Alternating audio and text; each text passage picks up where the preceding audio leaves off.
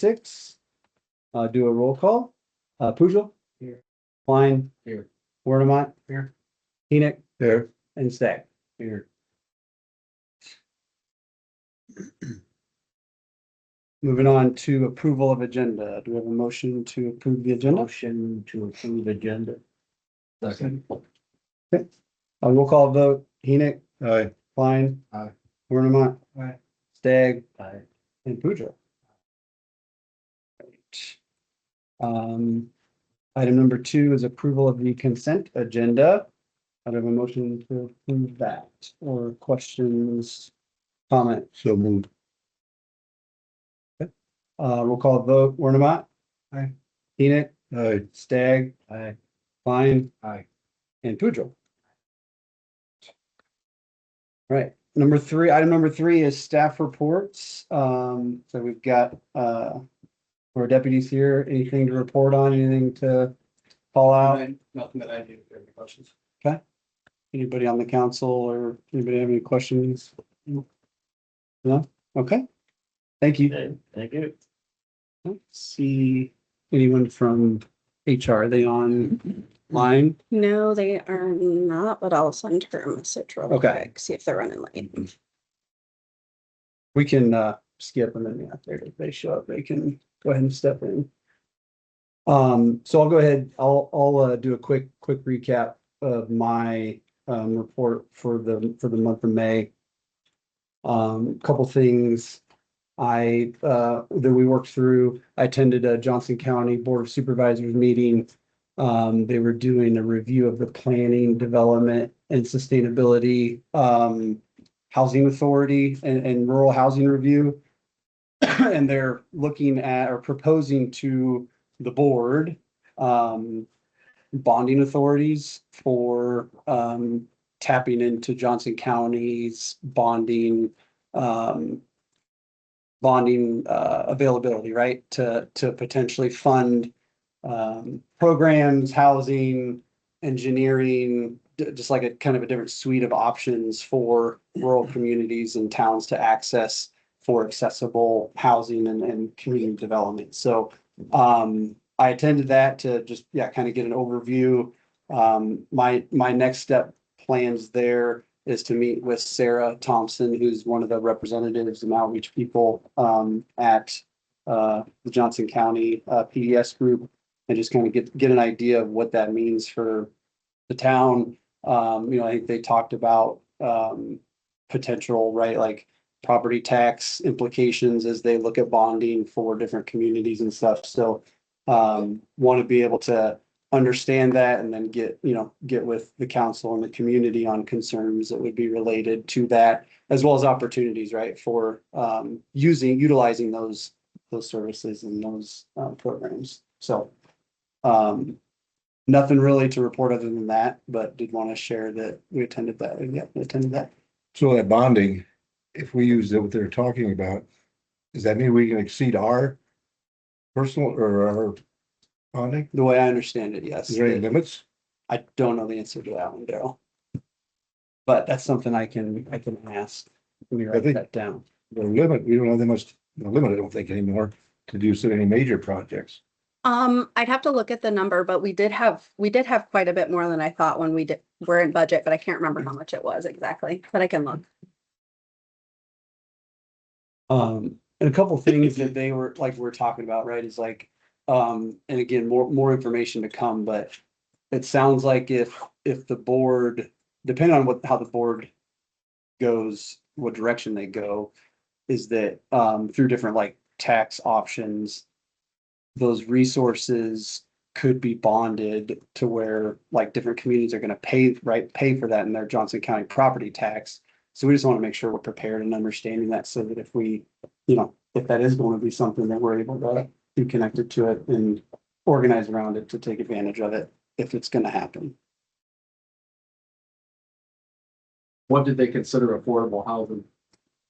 So they said accessible housing was they mentioned that several times, but it's kind of it was like a community development that would bring help promote businesses, promote downtown areas, And then also help build, help build infrastructure that would bring in more housing into the Johnson County area.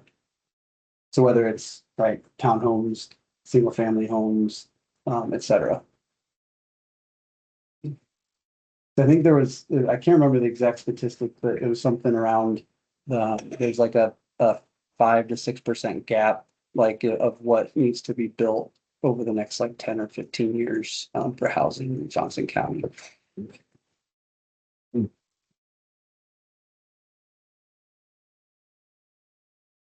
Okay, so next thing I had was, I did attend an EMA meeting, regarding a budget amendment that the Johnson County, made. So it was pretty low key, pretty straightforward. In progress items, Brian, want to circle up with you on the procedure review project, that we had started back in February, March, prior to you joining the team. Looking at our just kind of top standard operating procedures for the town with snow removal, lawn care, right? Just kind of different things to work through getting those formalized so we can have them documented and published and available. And then I'll be beginning employee reviews, which I know is on the agenda, to discuss today with you all on how we want to organize that, but we'll be completing those in June. And then meeting with Sarah Thompson regarding those, the Johnson County Board programs and resources and what that looks like for the community, for the Swisher community members. Couple things I wanted to call out as priorities, is getting, excuse me, meeting with the neighboring town leaders and mayors, to kind of build our network and connectivity to different towns and communities that are, and just kind of do some knowledge share with what's working for them, what's not, et cetera. So can help, bring that here, for our community. Last couple of things I had were some additional notes and call outs. Have gotten numerous comments, positive comments, around how the town looks, what the community is saying about different improvements in the area, at the parks, the appreciation of all the hard work you and Preston are doing, Brian, in the last 30 to 60 days, and visibility in the community and responsiveness has been good to see. So we've heard a lot of good positive feedback and wanted to share that with you all and share that with the council, based off of different things I've received. Thank you. Yeah, so appreciate what you guys are doing and the value that you're creating for the town. Mallory, you've been doing a really great job. The budget came through. We had a lot of, I think we have a really nice clean budget this year and got appropriations done. So well done there, and appreciate your hard work there. Thank you. There was some, I sent you a note, and just wanted to kind of call out Vita Resources, and it's a kind of it's economic resources for tax preparation, budget preparation, housing and kind of credit assistance for different parts of the community that could benefit from those, whether it's younger people, or people that don't have access to those resources. So that's another one of the things that the Johnson County Planning, Development, and Sustainability group has, that we're going to try and start using and getting out into the communication channels. A little bit to help out with the community. So anything feedback you guys have for me that you guys are hearing, or anything I've heard that a lot I of could great take? comments about Brian and Preston too, about how the town's looking better, the shop building's looking better up there, everything. And I've talked to a lot of different people that says it's night and day difference from what it was. One thing I'd like to bring up, just with the recent rains, I think we've kind of noticed, like Justin brought this up a while back, was the culverts within town, and how a lot of them just over time are starting to close up. Just get plugged in. Salon started flooding yesterday, and I just driving around on the golf cart in town, I've noticed there's a lot more, so I didn't know, like, I'm not saying that's like an immediate need. But maybe something that you guys can look at, like identifying and, Mhm. you know, using it to maybe start digging out ditches, even if it's So- small or something. There's a lot of storm sewers, I think, that have been buried by sediment that they don't even know those are storm sewers are. Because we just found that out last second and I dug that out today. And yeah, I think there's, you know, some of that is too, because we don't have the tools to go in and brush cut the streams and stuff. So when we do have these every 5 to 10 years, it's an issue. Yeah. And we don't find that out until this happens, you know, so I agree, you know, that is something that is on my list of things that need to be. Cause like even on our HR green map, that Mhm. stormwater culvert up there isn't even on it. So I'm sure there's more that are buried under 20 years of sediment in people's yards, but that's also going to be a slippery slope because that's going to change the grade of their front yards. And That's, I had that feedback over there on Jefferson, which that was dug out properly and right, you know, but even this one on Second, I'm like, I told them, I'm like, it's not gonna be fun to mow if I grade this properly for you. Are you talking about the end of Jefferson down here? Cause I had a complaint about that too. Mhm. Yeah, so it Down runs, here, cause uh, culvert is basically plugged the house up from the one that was complaining about it. So all that water is not going through there. So it's just running over the top and going all the way down to the bottom of Jefferson down there, Yeah. washing out that corner. and I mean, behind Mallory's house, we had so much water running down that hill out of the field that there was 2 or 3 feet of water over Third Street. I pulled the manhole to let water come in through there, but it was plugged up and I don't think those are big enough to handle the water that was coming through. But again, it's like This is, not an every year issue. yeah, I got a question for HR Green. Like when you guys were doing all the research and everything for the new development up here, I know we decided we had to have bigger pipes and everything for the sewer and everything. Did everybody put into effect all the, you know, with all these houses going up there, there's gonna be a lot more Impervious area. water drainage coming off, like, just for instance, and it doesn't make any difference to me because my creek's so far away from me, but there's a lot of people that their creeks run right through the back of their yard. My creek, the back of my creek this morning sounded like Niagara Falls going through this. I mean, I know we got a gully gusher of water and rain and everything, but my ditches, I mean, my creeks are like from a year ago have probably eroded 3 feet on both sides. And I mean, it's no big deal to me because my field's way down there, the creek's way down from my house, but you're talking about like a lot of these people where the creeks go right through their yard or the. Nathan Cooper's. Yeah, into their yard. I mean, it's eroding away their part of their lot. I just want to know, did we, like, we did, so we, Yeah, so so, so it's just gonna, so one of the issues is we looked at it based on storm drainage analysis outlined in SUDAS. And the new impervious area compared to a farm field and everything else, but one of the issues we're seeing everywhere is we're getting heavier intensity rainfalls. So that's filling up the creeks and storm sewers faster and just creating more water. So and because over time, people's yards will get smaller, yeah, basic, I mean, a little Yeah. bit, year by year, a little bit. I yeah, mean, it's no big deal to me, but I'm saying like a lot of people have a creek that runs, yeah. it's the back end of their lot, and all of a sudden in 10 years, their lot's 15 foot shorter. Yeah. That makes exactly the difference. I know SUDAS has been talking about updating all the rain data and tables and everything for sizing, because all of that was done years ago. Mhm. To kind of catch up to where we're at right now, but yeah, as of right now, we check everything based on SUDAS. Some of these over here were originally going to be 18 inches and they were increased to 36 inches when some of these were updated. Is that like how it is going forward. Nathan Cooper and I were talking back and forth because our creek, we've never seen our creek rush like it Yeah. did this year. We've been here for almost 15 years. Yeah. So I mean, it seems like, obviously combination of dryness plus all the rain flooding, but there's also something else going in and it just doesn't seem. So is that update gonna happen throughout?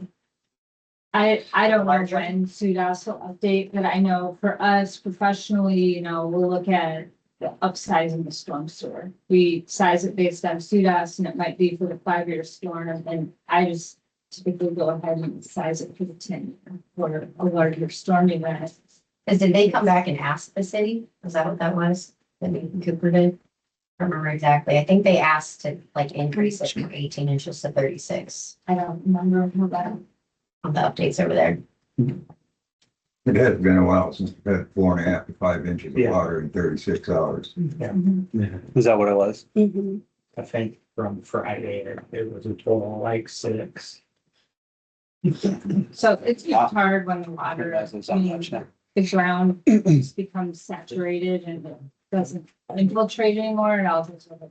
Mhm. We, Cause yeah, I mean, it's a bigger issue than just Swisher, cause when you look out here off 120th, out in the cornfield, I mean, where Preston lives, his whole house is surrounded by water. Like. Unfortunately, when these heavy rains, it goes north and south, so, it's, They'll be happy they don't live along the river downstream. right. One other thing is, I know Tim Cutsworth with our office had been discussing adjusting last year some of the ditches that had been silted in over its spill. Okay. So he's got a list that we could work with you on. Yeah, that would be awesome, cause. So, yeah, None of that. yeah. So I'll talk to him about that. Okay. Be in touch. Is this like the first time in a while that we've had a major kind of like flash flood type incident, or is it something that needs to? Just the bigger ones in the mouth. Yeah, 2 or 3 years ago, we had one, me and Mark Ironside was standing out back and it looked like a river was flowing down through, in between our field and my brother-in-law's place. I mean, it only lasted about 45 minutes, but it was freaking remote. It was, Sadly, like Nathan Cooper's lot, like that's. Yeah, That's sure. a child. Yeah, like it. He even said, he's like, I knew this could happen. Yeah. But. And it actually probably wasn't as bad as it was with some of, cause that 36-inch was pretty, clammed up. I have a pile of debris I cleaned out of there as soon as it came down enough, so it could have probably even been worse if that was clean and running at full capacity. gotcha. I talked to, one of the gentlemen, I believe his name is Steve, he lives up there on Second Street. He used to work for Iowa City and was a water guy. And he made the comment, he's like, I don't think we've seen this since 2008, like this much rain this fast. So. Okay.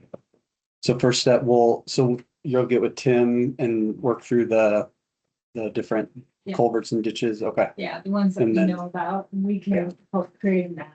Okay. Yeah, we have a map that I sent him today, but I don't know what year was that from? Was it from I 24, didn't 3 or look at the 4? PDF, but I know the maps I have hanging in the shop are 2018.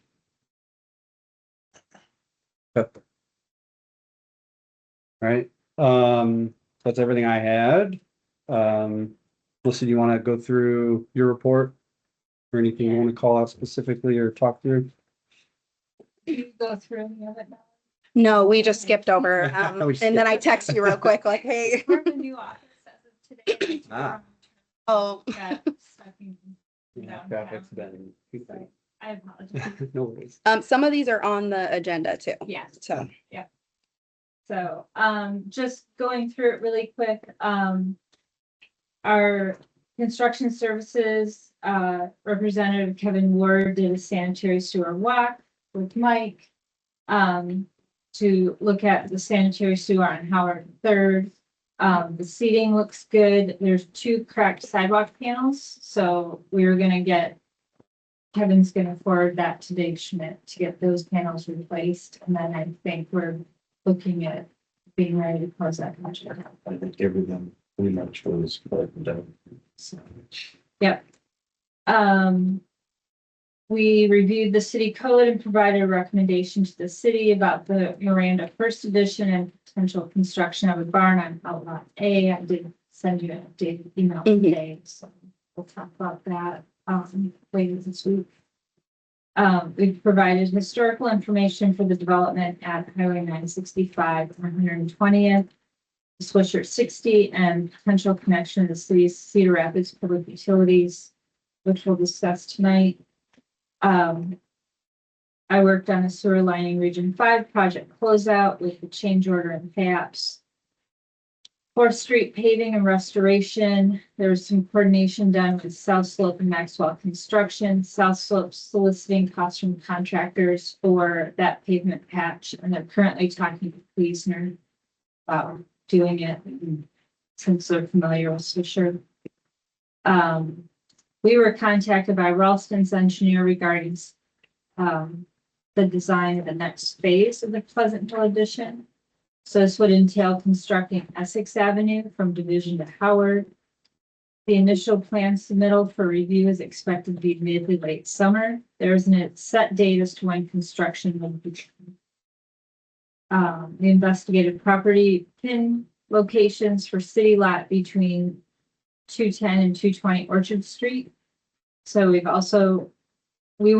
Tim and I weren't able to find all the pins, so we provided the city with a price from a local surveyor to complete a retracement plat.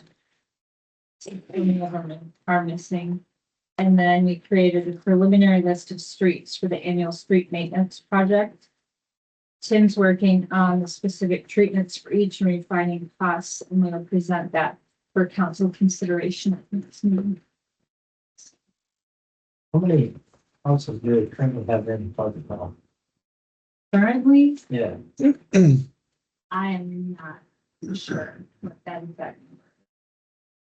It says like 10 or 12. I think it's 12. Yeah. First, I have a map that I have it all highlighted on. like, yeah, that's why, I guess I just kind of find it weird that they're looking at phase 2 when they're not even a third of the way through 1. Think they don't quote me on this, but in our conversations with Ralston, they've been selling the lots. quickly. Oh, really?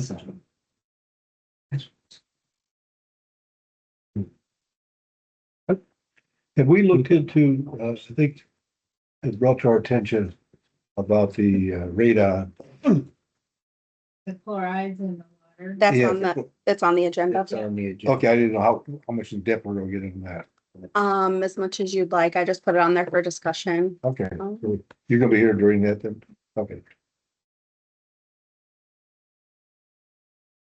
Any other questions other than what's on the agenda? No? Okay. All right, thank you. Council, any reports, anything from y'all? Okay. All right. Brian, I know you wanted to talk through your staff report. Anything you wanted to share, or what do you?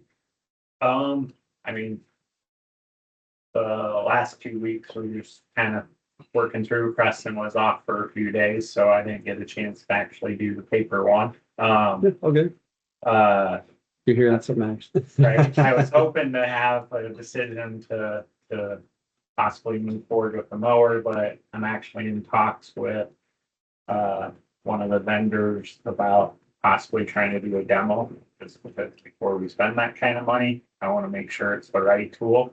I think it is, I believe it is, but you know, if it was me, I'd say yeah, and if it wasn't right, I'd sell it, but it's not me, right? So the dump. We need to start doing something like that. It needs to be burned again. I've caught commercial guys trying to dump out there.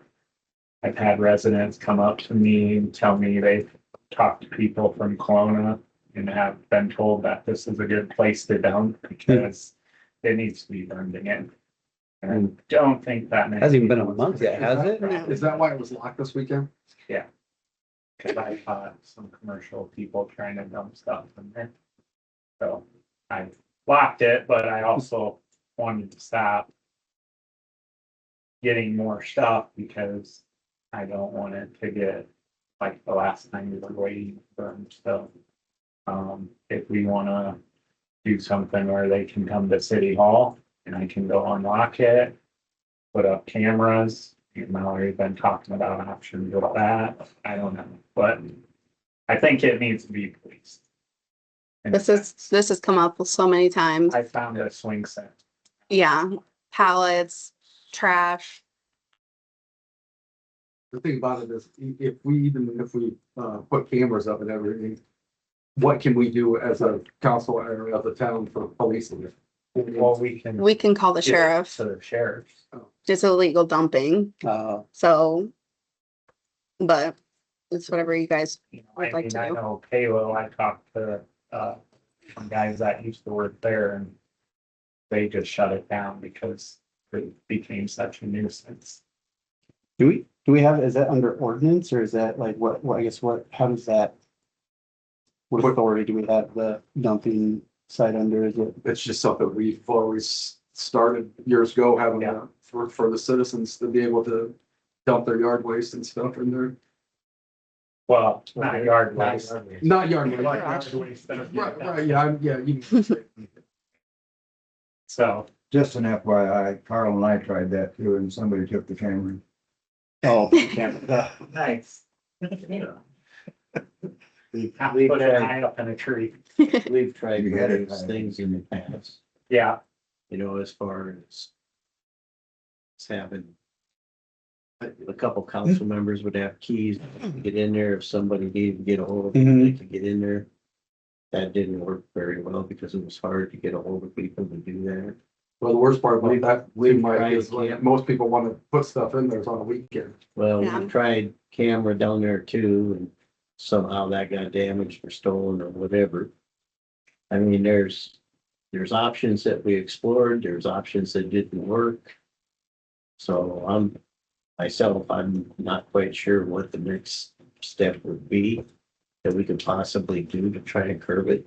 Do any other local communities have a city like that? there are some. I believe Ely has one. You would have to, you want to reach out to them, see what they do. Or- Yeah, I can- Like, Mhm. I mean, if it gets to the point where it has to be locked every week, and that's the reality of it, you know? I mean, we could put it on a future agenda and I discuss mean, it some locking it more. doesn't even stop the people. They just dump it over the fence. And kind of one of those things, it's like kids, right? Get told no so many times and then it's like, come on. So, I mean, I don't know what the right thing is, you know, but it's, and I do think thi- it's do a think great that's a thing nice- for the community. That's what I was but- saying. It's a really good thing for the community to have that though. But at the same time, Right. do the right thing. Yeah.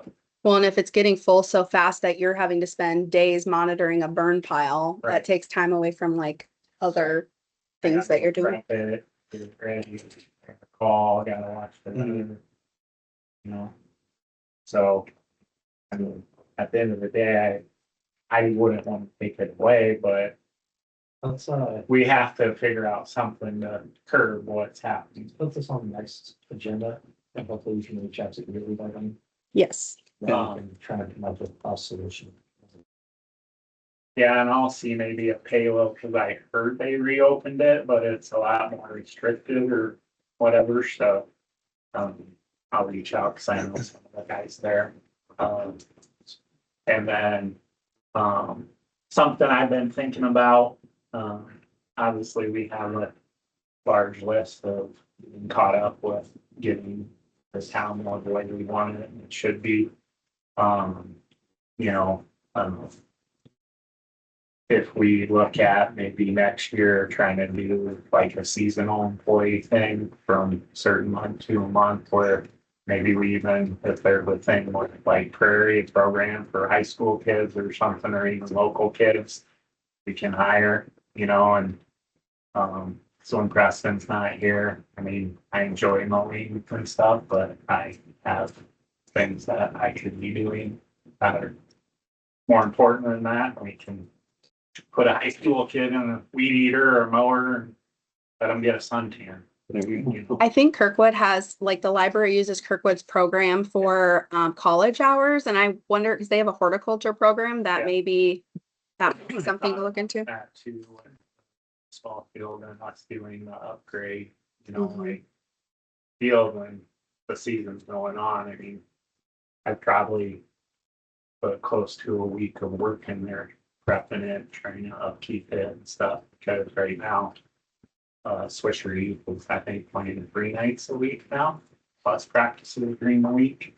It's pretty nice to advertise it just for any of the, high school kids in our area too. Mhm. right? I Well, mean, it's a good Kirkwood- Summer job. Kirkwood pays the wages, which is why I brought that up, because it's part of their work study. And so they pay for the library students that work over there. So financially, but yeah, that's, I mean, As totally far as doable too. Community service. I mean, it's nice to have like some local kids Right. that might want a part-time job during the summer, you know, or. But even like, you know, cause me and Preston have been trying to knock slowly at the signs, you know, just getting them straight, getting them replaced and when it's just me, it takes a long time. When it's been him, it still takes a while, you know, so with just having him, I guess it's harder to get the things accomplished that I want to have accomplished by, you know what I'm saying, by myself. And I don't think yet there would be a need for like another actual part-time or even potentially a full-time person for the city, but You know, cause it's basically your summer hours and what's Right. booked up. Right. So, right, do like Marion, Parks and Rec and all those places do seasonal. Yes. Right. And they work during the busy season and you're done. And Having been a person that did that for quite some time, I agree with it. It takes about 20 hours for one person to do all the mowing around here and the weed whacking. If you go all the way out to the end city maintenance signs, it takes a lot. So that would definitely detracts from what he should be doing. So I was actually gonna ask you that question, how mowing was going. So like that revisits back to our question. Is it better for the city to just put that out for bid and not, you still don't think so? it's just for just like a lawn care business, right? I'm pretty efficient and fast at it. I can knock out 10 to 15 yards a day myself personally. But, you know, I did that all day, every day, right? But you cannot double that out when you have one person on a weed eater and one on a mower just going, right?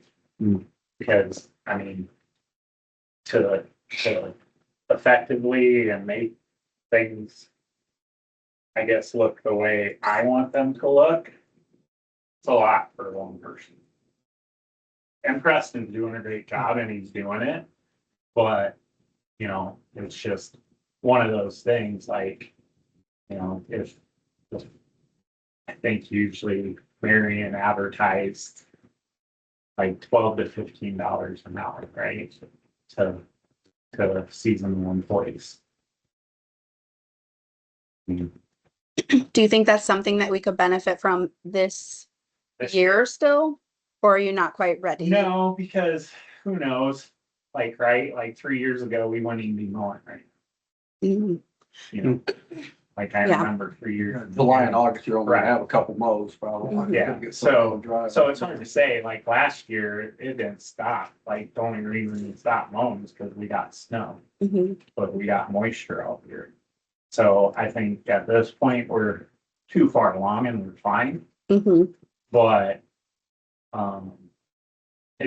but it was also something where I was thinking that hopefully we could hire a local kid and, you know, and I thought it'd be cool if they have interest in, you know, sports complex maintenance, right? They can help me with the baseball fields, raking and doing all that stuff, so I could, help teach a kid a skill, whatever, so that was my initial thought. But no, I don't think it's probably worth doing it at this point this year. And we're maintaining and we're fine. But it was just something going, okay, like, how can we be more efficient and better utilize certain people's time? Sure. Just something to have on our agenda and then what, maybe this fall. But when we start budget, Well, like probably set the start budget, talking yeah. about it then. The Kubota is getting repaired right now. I did end up bringing that to a local mechanic, to get repaired. The F-550s, we're just waiting on the wiring kit, and that will be done and ready to go to be able to haul equipment and stuff. One thing, forecasting, I do want to look at getting toolboxes on the white truck. So we can actually put tools in there, so when we're driving around and see stuff, we can just fix it versus having to constantly run or take stuff in and out. So that'll obviously all be stuff I'm bringing up, but really matter. Is there anything you need from myself or the council relative to your proposals from last meeting with just kind of some of your ideas? It sounds like you're moving or working towards the mower and different So things. Is I there any wanted to other- pull the trigger on the mower this meeting. Unfortunately, with Preston having time off, I couldn't sit down and put it together, but also when I had a conversation with one of the vendors, like I said, they mentioned they may be able or willing to bring in a mower to demo. And I'm like 99% sure the 72-inch is the way to go. I just, if, I'd rather know. Sure. And then two, I need to get put together for you guys. I'm gonna need 9-foot sections on a pallet rack, and I want 3 sections, 3 high essentially. Inside the building. Yeah, because that'll be able to let me put all my attachments on there, as well as give me a few spaces to store signs or whatever it is, right? We did discover we probably maybe need to reach out to the builder. Public Works has been leaking water in the building. It's coming in through all the doors, garage doors, who's coming in, whoever installed the AC. I'm thinking Colt probably would fix that, but that should have probably been done the first time. So, I have pictures and all that stuff. It's just obviously like for this meeting, so I'll put stuff together for you next, so you guys can see it. And I have pictures of most of the flooding that I was aware of and issues and stuff. So we can look at that and we can share that with HR Wing if they have any recommendations, because we did go look at Orchard and there is water coming up from underneath the road. Even on the cracks that are tarred. The gentleman that lives on the corner that thinks there was a issue with the new sewer installed. Looks like it's an erosion issue. There's a hole at the corner of his sidewalk. So the water's all rushing in that. He's spitting out that curb. So I think all the probably dirt and rock that's under that sidewalk is gone. And I don't know if the same thing's happening to the street there. So that'll be something we probably have to address and figure out. Yeah. If I may, I'd like to echo what somebody said earlier. I've noticed a big difference too, having done this job for quite a while. The difference is fanatical. It's awesome. You're doing a great job. Thank you. Happy to hear that. Melissa, just one thing, when you were talking earlier about, they were gonna have to come back and fix a couple spots of sidewalk. Just so for a past history. Yeah. One of the times this happened when I lived on Orchard Street or the Orchard Division there. They came back, there was one that got busted out because one of the workers drove over the top of it, busted the Drove a semi. over the top of it. When they came back and patched it, it did not look anything like the sidewalk that was poured before. It was like with like a burlap sack and it was horrible. I'm just saying, Okay. you could tell the difference between where they poured it compared to what my sidewalk was when I poured my sidewalk. Just kind of make sure they know that's gotta have the same finish as the Yeah, sidewalk that's in there, so it matches up, because it was like an eyesore for me forever, or just, and it's all it is, just the finish of it. Did we get that dead tree in the agenda? Yeah. It's D on the agenda, but yeah, Okay. both of the trees, the one to be trimmed and because we have to talk about the survey too. So Any other questions for Brian? Yeah, thanks. Appreciate it. Anything from you, Mallory, that's not in your written report? no, nothing that's Mallory? not in my written report, really. Okay. I think that covers all of the reports. Yep. So we'll move on to public comment. Got people online. Great to see we got a lot of people here today. So thank you for coming. Public comments, we'll open it up for that. Go ahead. Just to piggyback on the mowing situation and the trimming and things like that. Yeah. And obviously Brian's new and lay the land. That strip between Dancemore and the railroad tracks is usually done by the city, I think. Because Okay. Granite doesn't mow anything, right? No, Okay, so I'm sure it's on your Okay. radar. It's getting long. okay. I figured it was, I had heard, so I like, and if Preston's There's the been on weird- vacation, and it was, I wasn't sure who was in charge, like, of that, since it's not even technically city property either. right? So, I think last time we talked about it, the city mows the Granite property. Yeah, I think I had sent it in one of the images that you have, it's on there, Okay. but it doesn't go all the way. but it doesn't go all the way up. It's- so- Yeah, so I guess I can just call the Kranich and ask, I guess. I don't know. We don't really, But I mean. or Nathan Cooper, because he used to mow it last year. Okay. So we can just ask him to like, see if he'll meet you over there or something and like where it ends, because the image I got is actually from Nathan too, so that, And I. yeah, Yeah. it's just a strip. Yeah, just get it knocked down, do it. You can take care of it if we didn't, like, The Kranich. oh, okay. I don't think Cranick's ever voted though. Yeah, and we have this weird dollar lease a year for something. So let's just get it done. Okay.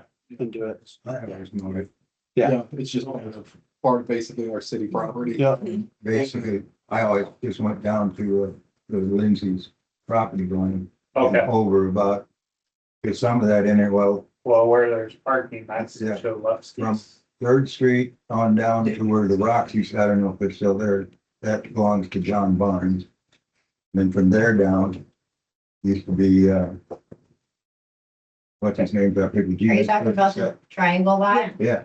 Yeah. Yeah, that's ours. That's their lot now. But just the ditch along the tracks, Okay. all the way up Second Street. That, I'm So that's the area is you're on that triangle? Yep, Okay, yes, all that, just the ditch. Okay. What is it, 50 feet from the center of the tracks, it's Granite property. Yes, sir. Yes, sir. So that up just to the Second Street. Okay. That strip. yeah. We have 5-star in No Dansmore. problem.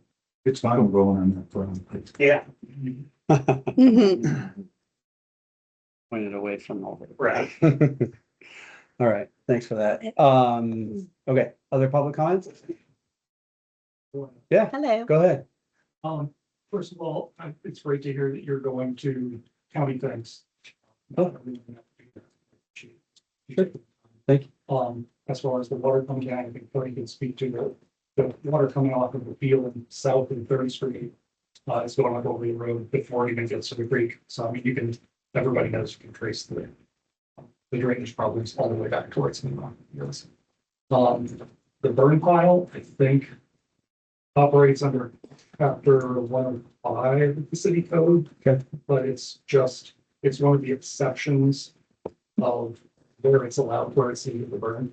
Within the city, there's nothing in there that requires the city to provide it. you. Like, okay, That's where. thank you.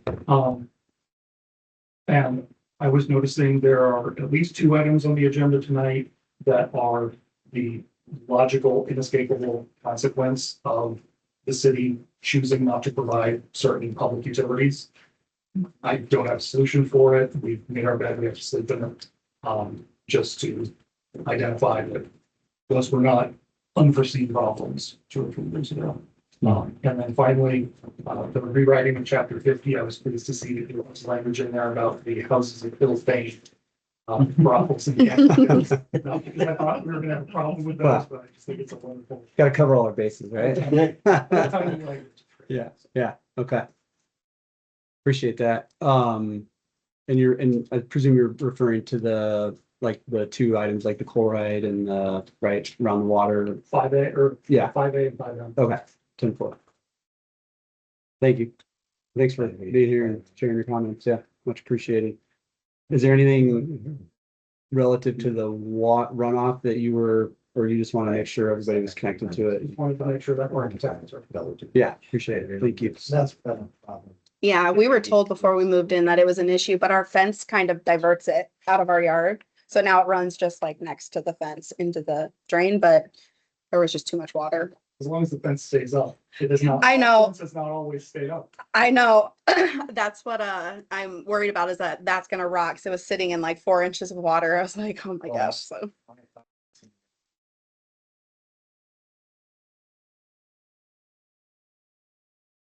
For the water. It's the road. There's something right behind my house. Is there? If you want to look at it sometime, there's a spot where I think there's some sort of drainage or something. Okay. But my house used to flood terribly because it was always blocked and it would just fill up and be big full of water. Yeah. Um, I think most of our backyard through that, we're getting that. But right behind my house, there's something back there. Is there? Exploded. Okay.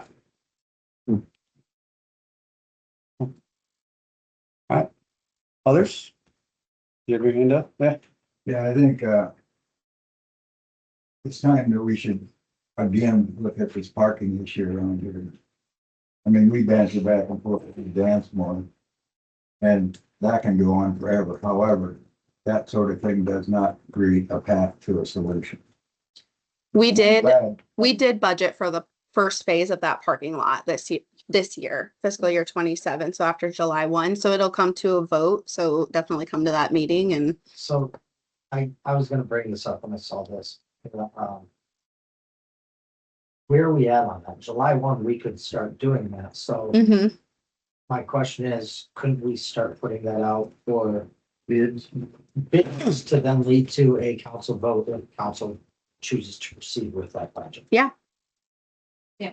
So that's one thing HR Green's gonna wrap into streets project, because it's gonna be a chip seal. Mhm. So to have it all combined in one project would help timing. So, that's what Tim's gonna talk to you about at the next meeting, is what streets.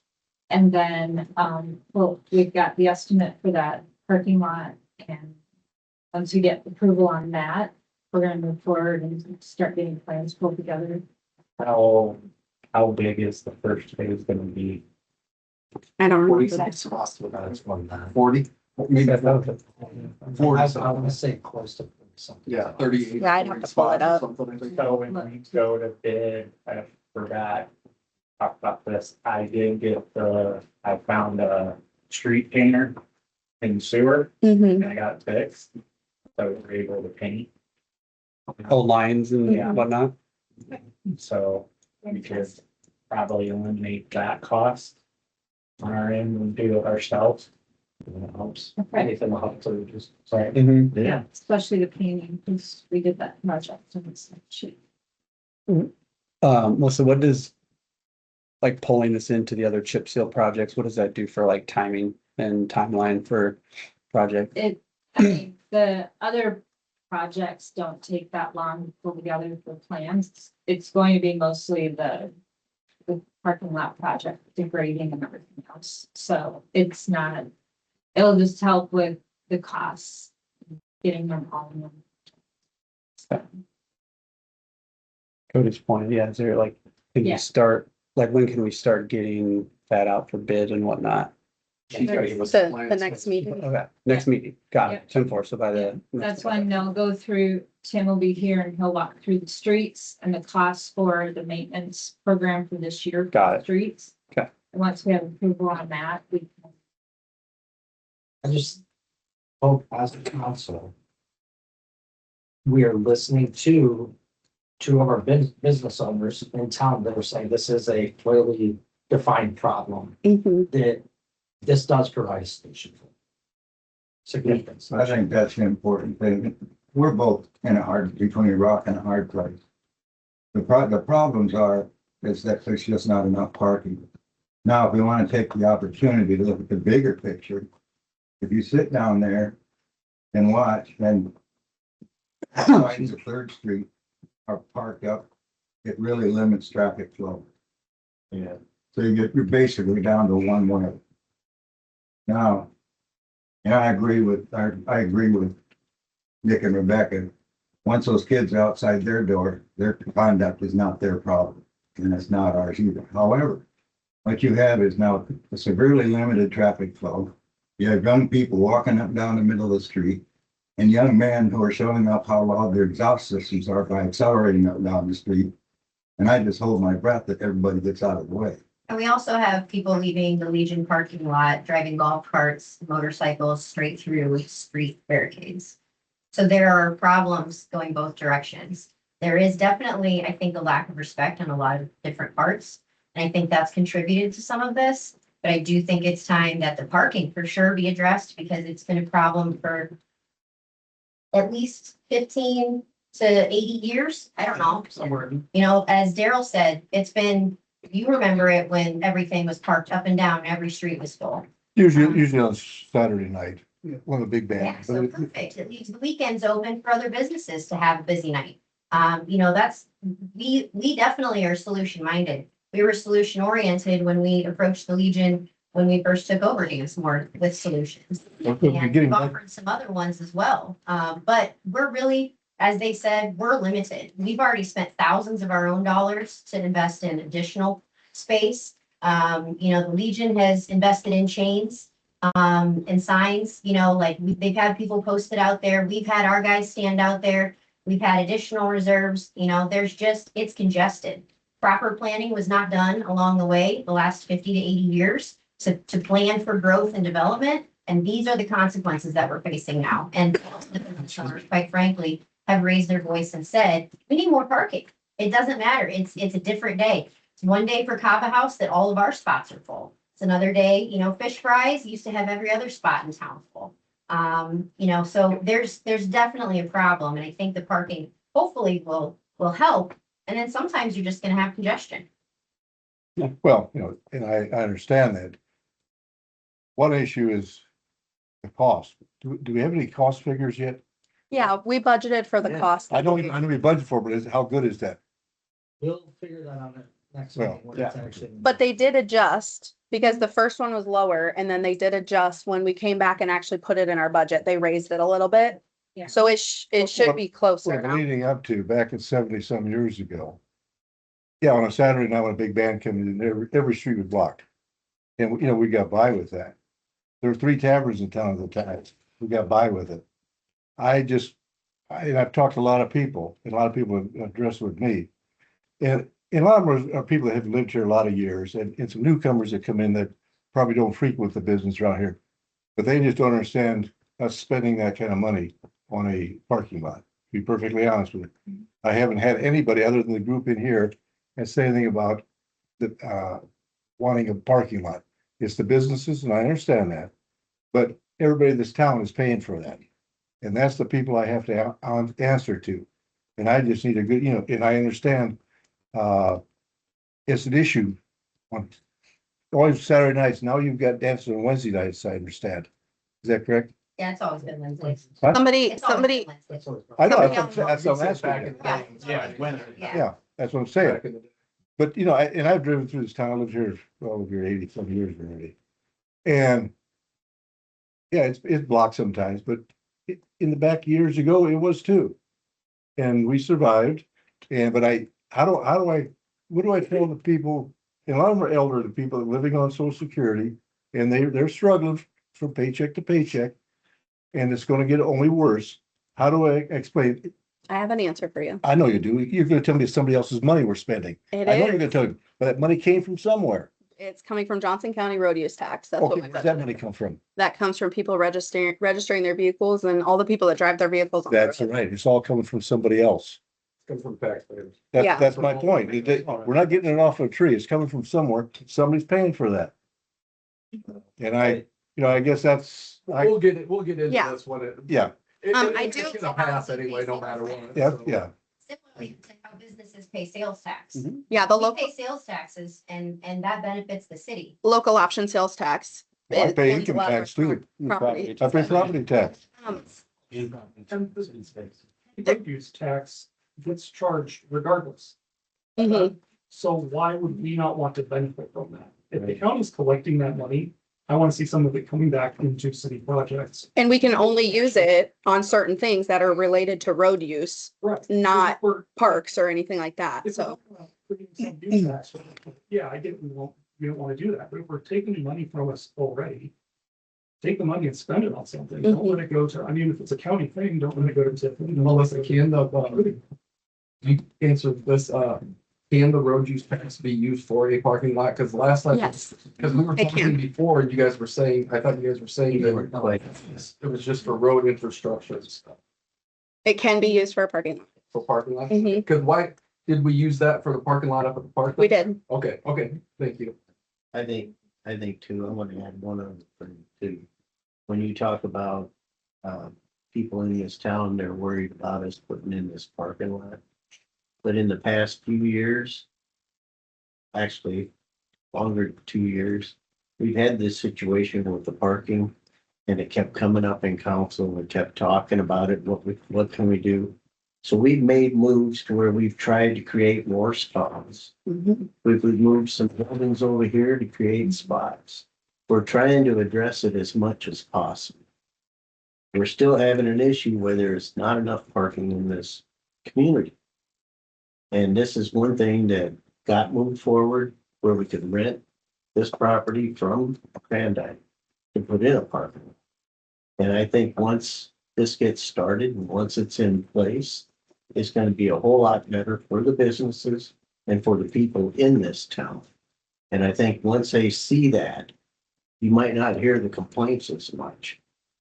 I don't hear any complaints about it. I do have a comment on here from someone, they don't have a name, but it does say we need more parking. So, I'll Three say, exclamation. ultimately. yes, 3 exclamation. I'll tell you what, I'll Will say, it benefit the businesses? 100%, as it should. Yeah, That's what right. public parking is meant to be for. But there's also a lot of, besides Wednesday nights, and I'll tell you, 10 years ago, Wednesday nights weren't as big as what they are. So now we do have to change and adapt. Mhm. Along with Swisher Fundies, there's always a zoo on all the streets. If you look at the men's club car show, it's always a zoo. Or men's club could even possibly talk to the city about using that parking Yeah. lot to house cars. Which I can see them doing that. I have watched, there's been celebrations of life at the Legion where this town was an absolute zoo for certain members of the community. So that gives them a very close route to, so. I mean, that's what public parking is for the businesses. Yes. Also, I hate to be the devil's advocate, other than the problems we're having. That parked on both sides of the street, limiting traffic flow, is compromising public safety. Yes, It's a recipe for disaster, in my opinion. Mhm. If something happens on that public street, somebody gets killed and the city gets locked into a multi-million-dollar lawsuit, then who's gonna pay it? All of us. Hmm. So I think that is an important point. Make sure that this parking issue has some priority to it. You know, the world of litigation isn't like it used to be 7 years ago. No offense to them. No, I don't take offense, man. That's my feeling. Nowadays, somebody trips over a rock on your sidewalk and you're gonna get sued. And isn't the city already locked into the Grandic agreement for Yes. 10 years? Yes, The 10 I years. think the residents would be pretty upset if the city was paying for a 10-year agreement on a property that was never going to develop, wouldn't? Yeah, I think that's true. Fair point. Yeah, yeah, so I think we're already moving forward with it. It's just We how have, much the decisions are, do we want to pave it? Do we Mhm. want to just, chip and seal it? that's, Just throw that's throw kind of. throw the limestone on it from the softball diamond. Might be too late to do that. honestly, That's kind of. where we're Honestly, at. that might work. Next That would step. work. There might not be enough. Well, I just wanna know how I answer the people, I wanna know, a lot of people, And say that there's actually a lot of other residents that would appreciate it too, because it will help alleviate that I know. congestion, because you may not have heard it, but I've heard it from a number of residents. We actually have residents that patronize our business. Well, I know. And we are representing. I'm not gonna argue all night. I give my feelings, well, we Yeah. need to go on to something. yes, we're, Those comments. Yeah. we're still in public comment. I have one person that commented again, so I just want to read it before I get too far, but they said the parking lot is full every day during the day. More parking is needed every day, not just Wednesdays. For Dancemore, it's this park is what they're talking about because Mercantile uses it. Their employees park there as well. I park here, Laura, the library, so it is full during the daytime too. So yeah, So, Just a Well, couple yeah. of quick comments. sure. I wanna say thank you to Nick. He's been very helpful a number of times getting blocked in cars out.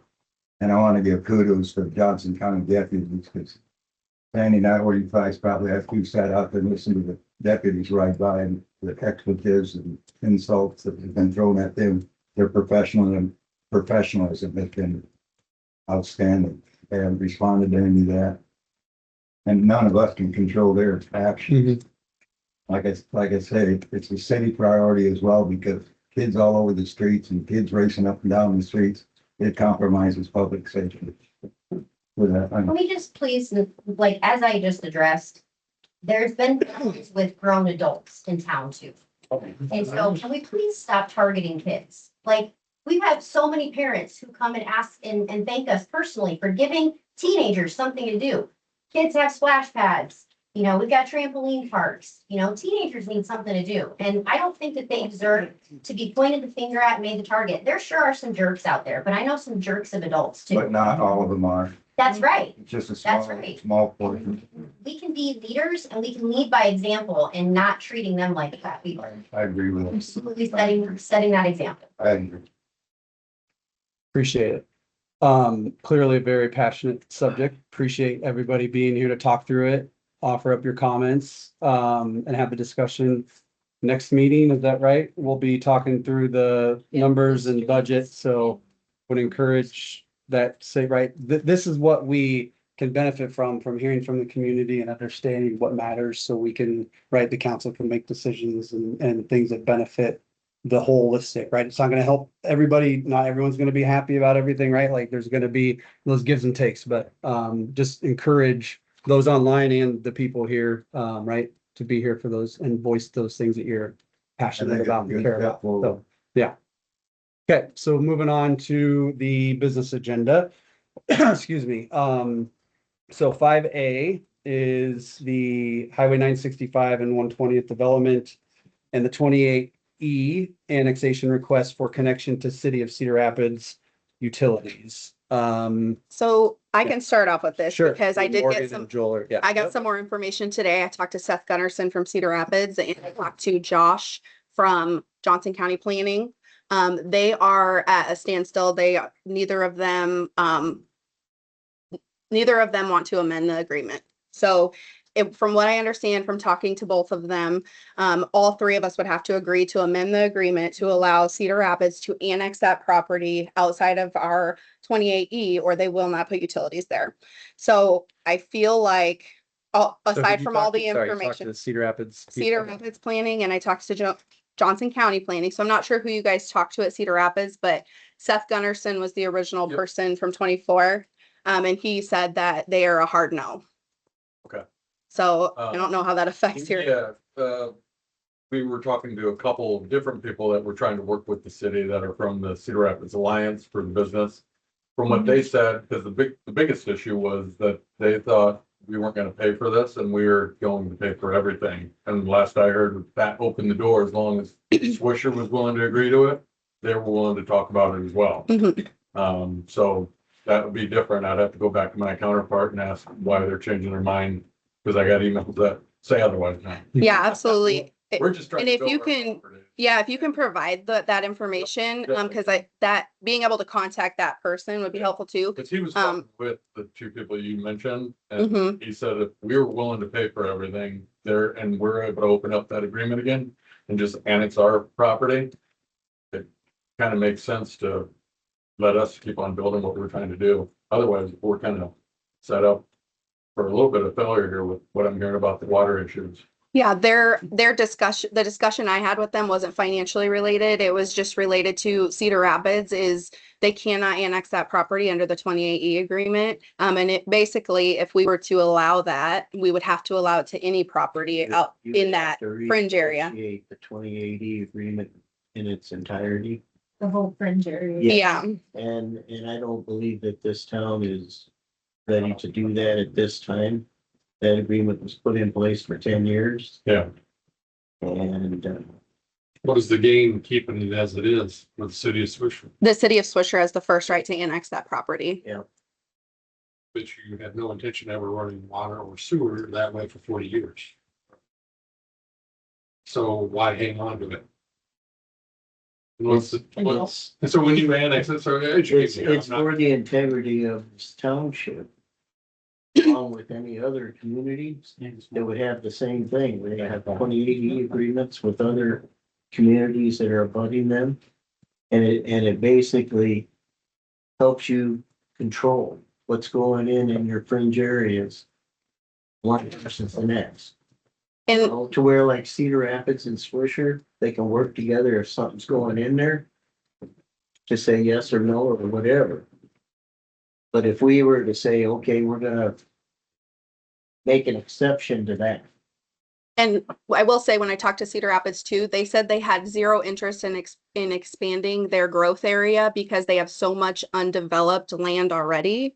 So that was another point that he had made too, Seth did. So I encourage you to reach out to him too directly. I had a really long conversation with him because I had to learn a lot about 2080 agreements in the fringe area in the last couple of weeks. So It's the Cedar Rapids utilities all the way down to Midnight Gym. it is, yeah. That's what I thought, that's where it stopped. When Jim went in, he actually put in the infrastructure to hook in. Yeah, I know, I'm just making sure that that was Cedar Rapids that ran that down. Mhm.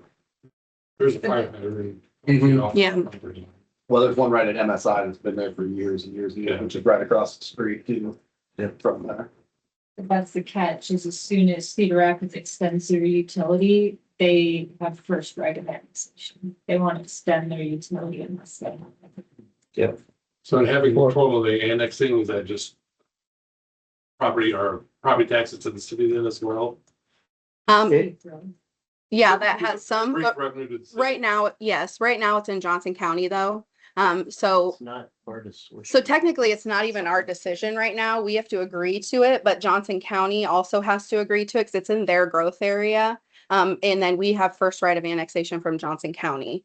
And then Cedar Rapids is in there too because they butt up to the property, but we all three would have to agree to it. So it's not just our council, it's Johnson County is technically their property right now. So So just for a clear picture, so as the council sits here, why would you not do that, allow that to be annexed?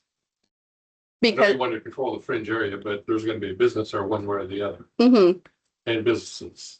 Eventually they could annex, like you said, property taxes, growth. Every town is a growth area for developing. And property taxes bring income into the town. So if we give it up to someone else and it gets developed, I mean, that's a huge part of it.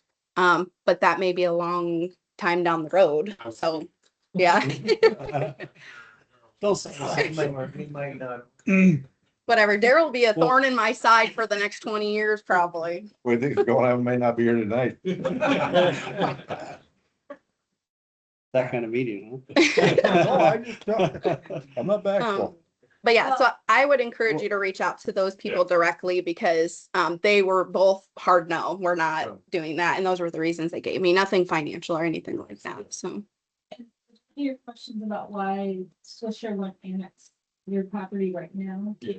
I think because there's no continuity. Right. it's an island, yeah. Yeah, Yeah. so once other properties would be annexed Then, farther in that direction, then. okay. And what, so for Joel and Morgan, was there, what else did you guys want to like bring forward tonight? I know you like obviously need to connect with the Cedar Rapids group It's just for and the just, okay, city sewer and water. Got it. Looking at. We can drop a well in, but then you also gotta have fire suppression. Mhm. mhm, That's complexity to maintain that as you go on. So that was the only reason. Yeah. Other than that, we're like, what's what we need? okay. Any other questions from the council until you guys get some feedback? I mean, and then, yeah, just Yeah. reach out to Mallory Okay. and we'll, and then, yeah, Going if you guys and- can come back and, okay. Well, Probably a little bit of volley and, yeah, discussion, so, okay. Okay. Yeah, we're good. We're good? Thank you. Yeah. Thank you. Thanks, guys. Appreciate you, yeah, coming in. All right, moving on to, so yeah, we don't need nothing there, just. No. Follow up and know if they can. be on Yes, the I wish I future would have agenda. gotten that call last week because I was waiting on it and they called me on Sunday and I wasn't here. So I Sure. was like, oh, it's gotta wait now. Okay. So moving on to 5B, resolution 19-2026. This is for approval of change order number 2 for the 2026 sanitary sewer lining project. Motion to approve resolution 19/2026. Second. Roll call vote, Klein. Aye. Wernemont. Aye. Enoch, Aye. Stagg, Aye. and Pujo. Resolution passes. 5C is resolution 20-2026. This is approval of payout number 2 for 2026 sanitary sewer lining. Move forward, resolution 2026. Okay. Roll call vote, Wernemont. Aye. Enoch. Not this ordinance. Oh. Is that the, This is an ordinance. This is Yeah, this is, we did approve the change order and now we're approving paying for the rest of it after the change order Just a sewer changes. lining project. So this isn't, okay, yeah, I think, see, okay, that's 3, 4 down. okay. I'm on Something. This is for the, accepting the payout number 2, the final payment for the 2026 sanitary sewer. this is 5G. No, C. Yeah, sorry, C. Trying to go too fast. Aye. Hey, Enoch is aye. All right. Through the meeting. Stagg. Aye. Pujo and Klein. Aye. That resolution passes. 5D is tree removal versus a survey cost on First Street and Orchard Street. Yes, there is a tree on Orchard that is not dead, but needs some trimming. It may have been in the city right of way on our property. We have a property back there, between 2 houses.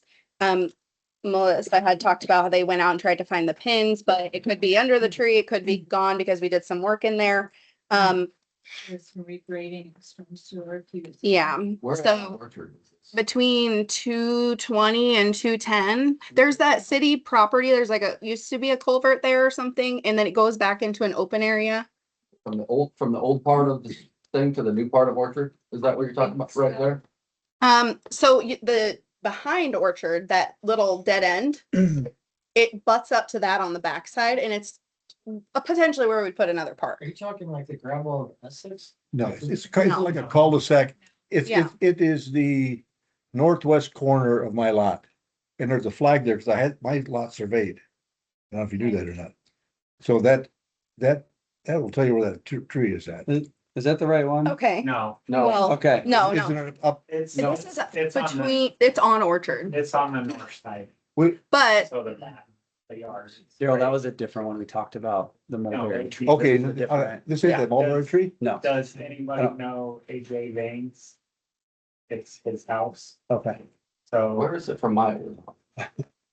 um, Well, So, either well, yeah. either way, here's the discussion. The tree's alive. But he asked us to trim the tree and we weren't sure if it's on city property night. because that pin is missing. So we got an estimate from HR Green. Okay. What? We got an estimate from HR Green to do a survey, which is $2,000, $1,800 to 2,000 for each of those properties. There's also a dead tree. The dead tree, the reason why this is on here is, do we want to just trim it and deal with that one later and tell them, you know, it may be on our property. We're going to get it surveyed at some point. The dead tree, I feel like the cost of $600 to take it down is a lot more doable than $2,000 to get it surveyed and the tree is gone. So it's right on the property line.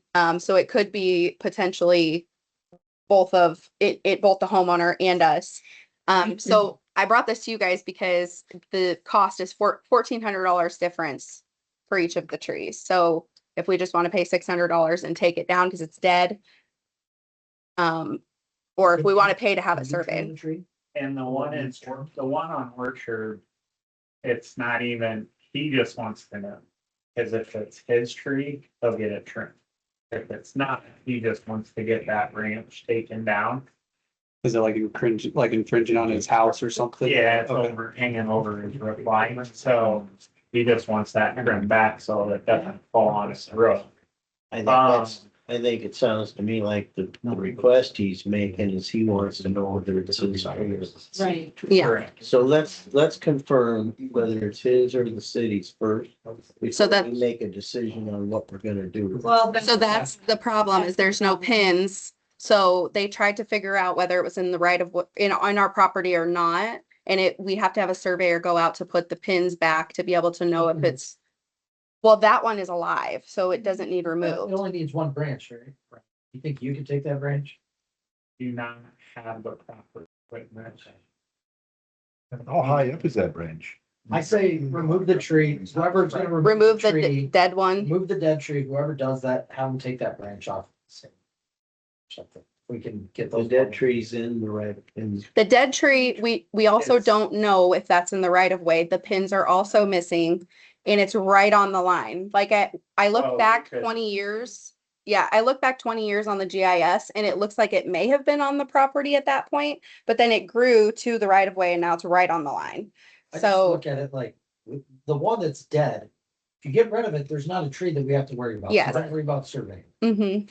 So at that point, have that guy just trim off the one branch and. Right, and he doesn't, it's not a matter if he cares if it's his or not, it's just a matter, he just wants that land If we trimmed back. take ownership of it and trim it once though, it's maybe an expectation that we continue to do it Yeah. is why. We'll cut it down then. we'll have to maintain. Just like we decided to cut it down. One nice feature headaches. What's the long-term risk for not surveying it? Like if that's potentially city property, like what's the Yeah. long-term? If it's on our property and falls on the house. Cause we don't know if it's we don't know if it's city. right away. Exactly. Are there future like costs or future issues that could come up if we don't survey it now and figure out what the, I mean, there's been discussion about doing a city park out there and, I mean, just, it's city property, so, you know, knowing where those boundaries are would be beneficial if anything were to happen at any location on that property. Mhm. But City park, where are we talking about? I can pull it. Separate things. They're two separate things. Yeah, there's a dead tree on First Street. For a city park. There's a dead tree on First Street and there's a live tree on Orchard. Okay. I'm talking about the survey. yeah, This is on Orchard, there's no city park. There is. There's. A guy, okay, you may not realize it because a guy mows it. He wants to continue mowing it as part of his property, so it's all the same level. Is it James' But- place? Well, that's a different, the, I haven't been able to get. But he mows it. Yeah. Kids play back there. Well, baseball and Yeah. stuff. Lived there that whole time and never knew there was a park. Well, it's just a grass area right now, but it is potentially where another park would go. I mean, it would look like the guys. Yeah, it does. Put a park up on my property. All right. Sounds good. So the decision is what? Is whether or Dead not. trees removed. Remove the dead trees. So then let's survey to. Well, it sounds to me, if we don't cut the branch for this guy, he's gonna do it anyway. I mean, he's one. Well, apparently he asked if he could trim it and he got told no by the council. He got told by the council? No, that's never happened. I don't think that's happened. So I'd say tell him he can trim it. Okay. Yeah. Okay. If he- Unless someone had a private conversation with him. I don't even know where it's No, at. I don't know where, yeah. I'm not sure where it's at either, but I'm I like. think it's really funny that nobody knows where the city property is. Like, Well, Is it Jake that's talking to you? Who's talking to you? His name's AJ Bates. So like, let's work back to the decision. Yeah. So do we want to survey it for future, right? That's the ask, right? Do we want to survey it and then how are we going to handle the removal? okay, it's here. Well, We own this. That is not his property. This is our property going straight back. This is the tree. Right there, What's this, just so everyone knows where it's at. what's this up here? I don't even know where that's at. This is the end of the road of Howard. There that little roundabout is on Howard. A few years ago, Berkey, and I think when it was. Howard, then to regraded Howard, the creek. With that project. And so that's that when property goes to taken that out. right there. It's It butts up kind to of Howard. What we think. So, See, Let's come to a resolution. yes, I would say we forego the survey at this point in time, let the owner trim the tree back and then take down the dead one ourselves. I agree. Can you take down the dead one? no, plot, so we'll, AJ lots of it. Austin can do it. we'll clean it up. Okay, It's the price it is. yeah, is that a motion, Brian? Yes, please. Second. Roll call vote. Poojil. Klein. Aye. Warnemont. Aye. Enoch. Aye. And Stag. Aye. Right. Moving on to 5E, approval of the draft audit report and approval for the mayor to sign representation letter. Our audit Thank you. report, Thank you. thank you. Thank you. Our audit report showed the same thing that we get dinged for every year, because we only have one person in the office, so. That's the only thing that was on there, so this is just the final report, and then it'll get filed with the state once we sign, that's all. Okay, now, is this the one where they said that we need more people looking at the process? Yeah, That's nothing that we can do. yeah, I It look wouldn't be at it. feasible. I look at everything, the mayor looks at everything, our treasurer also looks at everything. So yeah, I want to ask her what her recommendation is for fixing that issue. Because I just don't know what else we can do. Small town, it wouldn't be Yeah, feasible. basically it's because I take in the revenue and I do the expenses and I do all the bank deposits. And I'm like, I don't have anyone else, like Len does utility billing sometimes, but I don't have anyone else unless I regularly have him come in just to do one of those tasks. But then I would have to regularly be off that day, or because we don't have the space. Like, we could probably figure it out, I And you've guess, got the but mayor pro tem signing all checks. yes, everything's double signed, so. Should approve the audit report. Second. Roll call vote. Stag. Aye. Enoch. Aye. Poojil. Klein. Aye. And Warnemont. Hey, All right. 5F, approval of mayor to sign the 20E agreement with Shueyville. Yes, you guys already approved this at a past meeting, but we actually got the agreement back, so I just put it in there. Shueyville signed it already, so. Second. Roll call vote. Warnemont. Aye. Poojil. Klein. Aye. Stag. Aye. And Enoch. Aye. Okay, passes. 5G, the first reading of ordinance number, excuse me, 04-2026, chapter 50 and 51 amendment to nuisances. This is also you guys had looked at this amendment before. We didn't make any changes to it at that time, but then we were busy for a bit, so now it's back on, for approval. Um, I don't, just looking at this, reading through it, the repealing of the junk and junk vehicles, is that simply because it's already covered? yes. Yeah, basically he just, instead of changing a spot here, a spot here, a spot here, a spot here, he just repealed the whole thing, made a whole new one. So it wasn't as messy. I got, you know, Yes. how are we going to enforce this? All of this stuff. In reading through it, just starting out, one of the definitions is outdoor storage. Mhm. Okay, I've got a couple trailers, a flatbed trailer for all of my gator, and I've got an enclosed trailer. Does that mean I've got to have it in with walls and roof? This is actually already in our code right now. I know. So everybody else has them too. What are we, how are we going to enforce that?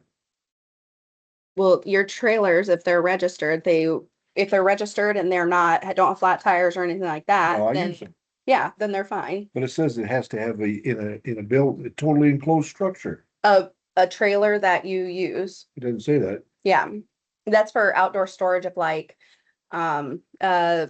I think this was an issue down here on Jefferson with outdoor, there were fuel tanks, mowers, things like that, indoor things outside, and just and with a couple home run businesses where they were storing things outside rather than in the building. Yeah, you're telling me that now, but looking at this, I don't know that. Yeah, And we can always Well, I change don't it. know. I don't know how we're going to enforce Where's this. outdoor storage? Cause I'm reading. It's a definition. The Are you definition referring on to the the first page. definition? Number two. Yes. Does it have a enforcement? What number is it? It's 16? right on the first, it's 5001, definition of number 2, outdoor storage. I just curious if, how, But it's not referenced again throughout the whole thing. Placing or maintenance. But that's simply just defining definition, which I don't know why that's even defined, because it's not then referenced again later on. no, It may be in a different chapter though. So like, but I, you don't have to enforce anything on outdoor storage because it's not in the code. This- It's not anywhere else. Outdoor storage is not used again in the code. I just did a file search. Nowhere in the code, except for a definition, which so what? Okay, what about,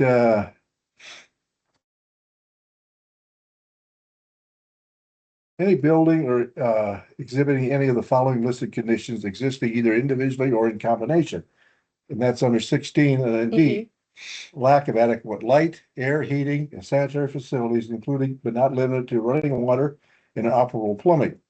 Is Yes. that, what buildings does that pertain to? A residential home that has no What is it- water, what no is it? sewer. Where does it say residential home? I've got a garage that doesn't have that. You see, That's very my point is, I know, I'm getting technical, Cody. Yeah, I understand you are. But why do we have all this stuff when we can't enforce it? And there's, you keep going, you go down here and if you've got a foundation walls or masonry buildings, components which are not of plumb or exhibit cracks. Who's gonna go around and, I think what Daryl's trying to get to is like, who's gonna go around and see? How are we gonna enforce it? It's so technical, yeah. it's worthless. I totally disagree. Like, I think if you're talking about a nuisance, which is the title of this. I know what it There's says. a difference if you have someone's house that has a slight crack in it Yeah. versus if their foundation is crumbling. And I think that's what a nuisance should be called on. But it says crack. So you get, okay, well. You can put it in there, but I don't know how you're gonna enforce it. You read through that. Who's going to turn in a crack in someone's foundation? I don't know. Who's gonna turn in What you if drive around town now, nobody's turning in nuisance. What That's difference on it you make? too. Huh? That's on me, that's on you, that's on Okay, well, Everybody that's. yes, that drives through this town. Because the way it is anybody that sees a nuisance should report it. is that happening? Sometimes. Is What it would happening? There's a nuisance complaint in the consent agenda. What would happen now? Like, I mean, you're saying nobody's gonna, like, say somebody does come into city council and say, hey, there's a building right next to me that's got a crack in the foundation. What would happen is Brian would then go out and take a picture, and if And then It we'd send was- a nuisance form. if it was an insignificant crack, he would say, all right, yes, there's a crack, but it's not a nuisance thing. Okay, I okay, think it's Ultimately, it open comes to back to interpretation. council. I know, but okay, one, If it's not- handrails or guardrails not firmly fastened. What are you gonna do with that? Send a letter to the homeowner. Are you gonna check their handrail? Yes, he would. If someone calls in a nuisance complaint. On saying somebody that else's So property? Yes, basically, all this stuff is if somebody comes in with a nuisance. That's how nuisance. Right, that's, I Yeah. mean, that's, I mean, we don't worry, We dealt with nuisance complaints. exactly, but I'm just saying, we don't worry about it unless somebody files a nuisance. Yes, Okay, that's how every nuisance has been before I even joined council. There is an entire process listed. Yes. In the new chapter, 50.06. It talks about what would happen. Yeah, very good. Is anybody doing it? That's my Written- question. By written. As soon as a nuisance complaint does get called, yes, it goes straight to Mallory. She sends it off to him and then it comes back to some. I And mean, then typically. if it's deemed a nuisance, then there's a written notice that's Mhm. provided to the property owner. And then if If it, there's an issue. if it We've doesn't dealt with get, What happens if it goes further? And that's where yes, then council actually has to really start yes. talking about it, making some decisions. Yeah. Which we had that. But yes, really, by definition, you see a nuisance that you're like, oh, that does violate something. Hmm. You should come up here or you should call in Mallory or send an email and report it. Well, in Public Works, like they're out and about more than I am, more than a lot of us are in all the parts of town. So, I mean, if he's identifying things, but he's been backed up playing catch up. My point is that So, since nitpicking in this, to me, well. the thing about it is like 95% of it's never gonna get brought up, probably, anything that's in here. That's all I gotta say about it. Motion to place ordinance 4/2026 on its first reading. Again, Vote, Ornemont, Aye. Klein. Aye. Pujo. Aye. Enoch Aye. and Stagg. Aye. Okay. 5H is consideration of waiving the second and third readings of ordinance 04-2026, chapter 50 and 51 amendment. Motion to waive second and third reading. okay. We roll call vote. Enoch, Aye. Stagg, Aye. Pujo, Klein, Aye. and Ornemont. Aye. Right, so 5I is final reading and possible adoption of ordinance number 04-2026, chapter 50 and 51 amendments. Motion to place on final reading. Second. Roll call vote. Ornemont, Aye. Klein, Aye. Pujo, Stagg, Aye. and Enoch. Aye. All right. For 5J, the employee review process, wanted a quick alignment or quick discussion on that, right? As far as how we want to handle this year versus past years. So, yeah, do you want to? yeah, we had some discussion months ago about personnel committees, all types of committees. We kept it the same with them being one-off committees. They have a specific project and then they disband, we bring them back together. I know last year, I didn't deal with this because Shelley did mine directly. And so I know you guys, there was a committee that did the reviews, I believe. Yeah. So I put in our policies what it is, and I just to see what you guys wanted to if you wanted to continue doing that. Or if you wanted just the mayor to do it, or if you wanted to do like submit reports and then have the mayor like present the information, just to kind of get aligned and figure out what you guys want to do with that. So. Yeah, so really the question is, do we want to go through the process of setting up committees for each individual review? My recommendation would be to not, right? Myself and supervisors will handle the review and then bring the summaries and any feedback right to the council. That's what And I have those think. part of the council. Yeah, so a review can't be, it wouldn't be in a Right. public meeting or anything, but it would be filed with the HR Yep. paperwork for each employee, and then, you determine raise, which would then come to council to be approved. I think it's good to have input though, like, it's not all on one person. If you have something that you would Yeah. like to say, like, to bring it to, the mayor. Yeah. So if there's, if we move forward with that, right, y'all agree with that and motion for that, then, you know, you can send me any feedback you would like to be held, or Mallory or Brian, right, like based off of he's the supervisor is, and then that would be included in the performance reviews. And I don't believe this needs a motion if we're not deviating from our policy. So if we're sticking with our policy, then All right. We will continue forward. 5K is Oak Avenue sewer backup decision. yes, I put this on here because I obviously wanted to update you on our insurance's decision. I also felt like as a neighbor that her deductible is $1,000. She lost things in her home. I guess I feel like I wanted to bring it to council to see if we wanted to cover her deductible because we did say to bring it to our insurance in the first place. So that's my comment. So our insurance is denying Mhm. okay, but her insurance would still cover. It did, but besides her Got it. deductible, which was $1,000. I think we should cover it. I agree. Is there a reason cited that it wasn't covered? I'm just curious. Yeah, it's in the packet. I can pull it out and read it.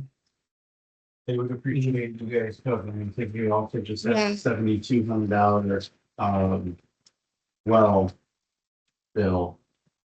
Yeah, Like your Whatever splitting up. So that expense is being approved. Karen. We're getting hammered over this for years. yeah, let me find, That's also where the unmarked manhole. That was. Yeah. That's not, that part of town is absolutely. so Amazing, you know. I put in the packet this so you can read it or look at it. But they asked some questions about when it was cleaned last, what our Yeah. plan is going forward. We provided all of that with HR Green to them. She said, since there were no prior issues with this line and a new maintenance program recently started, I recommend we deny liability for this incident. Please let me know if you agree and I will inform the other party. And I responded and said, the only other issue I would see is they came to our council meeting on April 27th and spoke during public comment that this has happened to them multiple times over the past couple of years, but this was the most intense incident where they lost belongings, so they turned it into insurance. They did say also that neighbors had been having issues as well, but did not bring them to the city. We did ask that they let the neighbors know to reach out to the city if they were experiencing issues, but they have not. So then she said, sorry, I'm going backwards. Then she said, okay, I think we should still move forward with denying. I'll contact their insurance to let them know. If I get any pushback, I will let you know. And that is it. So, Sorry, that's very incredibly frustrating because almost all of us have had our sewer backup. That's the line that was unmarked with the city. And Mhm. honestly, we're not confident that it's even completely repaired. Those lines are going underneath the creek that is currently washing out. It is a complete and utter disaster. Our yards have been torn up at least twice because they just put in a new line. And it's obviously not fixed because this happened after the fact. And we had one lady who was just delayed in selling her house during all of that going on. And it's not helping anybody else's values right now. There is obviously history of this happening. It happens all over town, but there's history right on that street of it happening multiple times. And we were under the impression that the city wouldn't do anything about it. So that's why it happened to our basement twice. And That's, we lost a lot of stuff. that's why nobody came in. Yeah, exactly. This- But this was a line this was a line that the city didn't even notice. Until a Yeah. point, and now this has happened since. Yeah. After the fact. Does that run west of your house? It West. goes, yeah. It's behind your house, right? The curve, yeah, it's right at the How curve. close is that creek that runs north and south there? It's not very far from 150 from where the line is. feet. 100 feet. I don't know. from it. I can tell. Well, is that line on, we're gonna be updating some sewer lines here. Is that line part of that process? So we did not know there was an issue with that line with the sewer maintenance plan, so it was just going to be televised when we got to that region. But with this year's maintenance plan, it is on there. Is on this one? Yeah. It is. I say if it is, it should be. I think we moved that up to like the top, We did. top of the priority for this Yeah. year. Yeah. Was that. So it Yeah. seems like you might have reason to go back and say that that shouldn't be denied. That's up to Because council. there is history. There's a lot of history. And we've mentioned it in council meetings multiple times. I mean, I've been coming to meetings for 10 years now. So I think that that's laughable if the city says that there's not history there showing. Wait, that it's Rebecca, happened. you were on the council for a number of years. Was it brought up when you were on the council? I know ours happened while I was on council and we were under the impression, I mean, was- mean, I was even under the impression the city would do. No, my question, what was discussed, if you're on the council, do you remember, was it, what you discussed or? I just Yeah. wondered why it was, No, because Put it back. that time we were starting to look at the full picture and At the time when you first went through that though, were your neighbors also having the same issues or not? well, one has moved since then, and yeah, I mean, there's history for sure. Did Jan's place ever have, issues there? Germany's right next to you. Yeah. Germany is where, remember at the corner, so I guess I don't know, but that was where the big washout was, and we couldn't figure out what was happening, if it was field runoff, and it was actually where this manhole was unmarked and South Slope went in and hit the line. And so we had water just going everywhere and we had done multiple remediation things in Jan's yard because all of it was Yeah, washing 'cause I out there. remember that being tore up. And we went through years of this. I mean, like, it was over years. Yeah, is when, it was Vic and Jan. Vic passed away and Jan moved back into town. It's the two houses down from us. So in between Robinson's and Osmond's, that's where the sewer backed up into their yard and they had to dig up the whole yard, and that's when they figured out the sewer line was there. Now, are all the, I don't know the total history of everything, so like all of the drainage or the problems you guys are having, are they? Cause it makes a big difference whether it's the city line or the line going into the houses, because that's the homeowner's responsibility. Right, yeah, because now we all have new lines that run out to the main, under the creek, and hook up to the main west of the creek. Right, because I think if I thinking right, any line coming out of the house to the main is the Mhm. homeowner's responsibility. Correct. Correct, right? Correct. Yeah, I just didn't know if the problem is, They you know, did like those a- lines or the main line. Right, the line that they weren't aware of, it was like a Well, I know which community one, line yeah, for these 5 houses, because it was on the wrong side of the creek. yeah, I know which Yeah, one when you're you're talking going about there. I just didn't yeah. know, I'm talking about like the prior issues that this homeowner's talking about that they've had flooded and everybody else did they deem that it was the line Theirs would going? have happened both, the times it happened before, theirs would have happened both before and after. Jan, Germany, now that you say that, hers was actually right around the same time, hers backed up into her basement as well. So I think all of us have had it at least once, if And- not 3 times. This particular claim it happened in like September of Yeah. last year? Yeah. In 25 or something? Okay, yeah.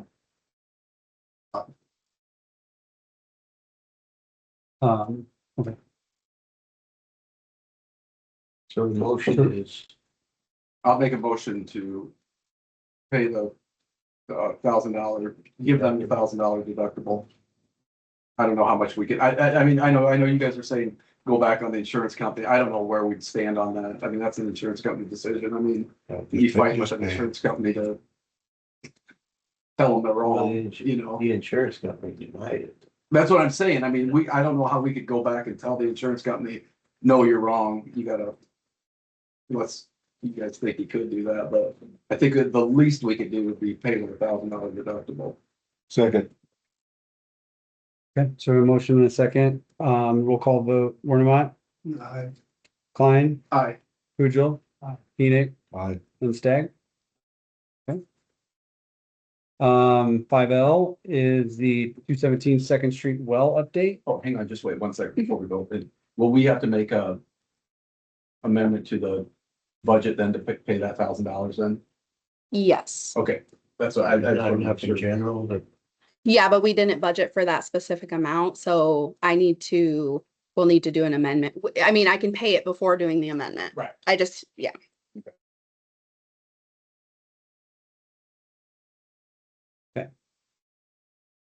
We good? 5L? Good. Second Street well update? Yes, my update is no update. I have emailed and copied HR Green on my emails that this has been a really long time and I've gotten absolutely nothing. The homeowner has threatened to get a lawyer involved. And so I sent that to them asking for an update. And the only thing, at first they said, we sent it to our insurance, and then they said, no, we didn't. And then they came back and said, okay, now we sent it to our insurance and I'll update you in a couple weeks. And then I got nothing. So I emailed back and said, it's been a few weeks.